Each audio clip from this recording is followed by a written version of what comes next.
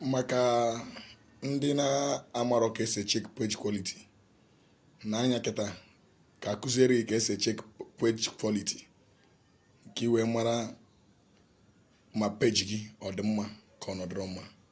Look at it now. For those that don't know how to check page quality, ndị na-amarọ ka esi check page quality, many people na complain si na page fa adịghị enweta viewers, ọ dịghị enweta viewers, na ndị na-view ihe pere mpe. Some people na complain na ya na-enwetabu before mana kịta no pezi mpe. A lot of people na complain ya bụ some people n'ime fa bụ ndị page fa nwere problem mana fa marọ ka esi check the problem. Ọ ya ka nsị ka m kụziere gị kịta. Actually, this thing ife m chọrọ itinye na my platform for ndị nọ na my platform alone, those the crews ndị mụ na ya si eme movie, but I decided to put it in YouTube maka na o nwere friends ndị na-ajụkwa m about it, maka na little one mma na mụ nwa akụzikwara onye ọzọ ka onye ọzọ maa. Agbanyeghị na before mụta anything about all these things, I paid money for it, mana mụ nwa ga-eme nke mụ n'efu because na ọ bụrụ iwu na onye nga ka onye ọzọ ga-aga, and ọ ya ka m ji chọọ ime otu a. So look at it now. Ihe a bụ Facebook.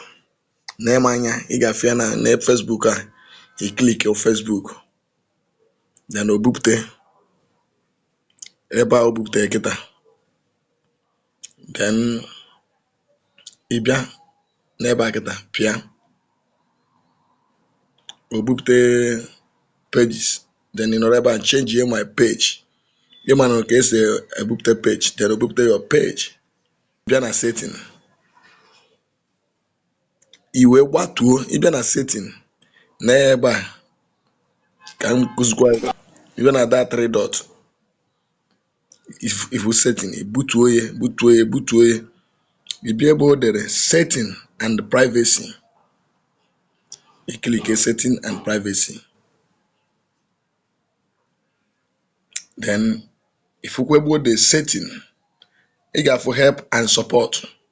If setting and private again, then if you say only setting, then you click the only setting.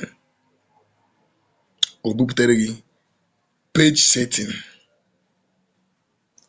If able the page setting na enu, then you click page setting. If ya, then you only buputere gị also not edit profile name or username. The first one, then you gbatuo ihe apụgodo ndị a niile. Gbatụgide wee rute ebe a o dere page recommendation. Ebe a kịta o dere page recommendation, ị click efere ya, o buputeziri gị page recommendation. Ifuru na page a kịta dị mma, page a kịta enwere violation. That is why I will tinye video on where viewers or ga viral, because na the page dị mma. Ọ bụ na page a dịrọ mma na ebe a ga-acha yellow. Ịghọta? Ọ bụ na nwere violation, ọ ga-acha yellow ebe a. So mana na ife nọ na-acha green, then ịgbatukwa na ya ifebe the page status. Page status, ị click page status. Efere ya kịta na page m kịta n'enu ebe a now. If you dere page has no issue, nke a page mụa, then ọ bụ na ime nke go to a bụrụ na ị nwere violation, ebe a kịta o tikiri good na-acha yellow, na-acha green gacha yellow, ma ọ bụ na ị nwere violation. Ọ bụ na ọcha red, ị ma na enwego kpamkpam. So ka ịmụta nke a, next time a ga-akụzikwara how to upload video and thumbnail. Ya ka ị ga-echi wee tinye thumbnail na your video, onye ọbụla ịchọ ka ọ bụ ya nwe adị n'iru vidio. Ịma na kịta creative studio adịghị alụzi ọrụ, so you have to learn ka esi atinye thumbnail from editing app. M ga-akụzikwa ka esi eme editing, many things ka a ya akụzi.